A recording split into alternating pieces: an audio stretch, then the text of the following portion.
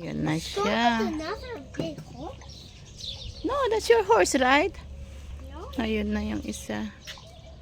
Yun, dalawa na silang magkakabayo. Okay, yung batang yan. Pa-practice na siya. Ay, nako. Talaga nag-i-enjoy ang mga bata sa kabakabayo. Yan. Yan. So, dyan siya ano. Yan, dyan siya yan. Pa-practice siya.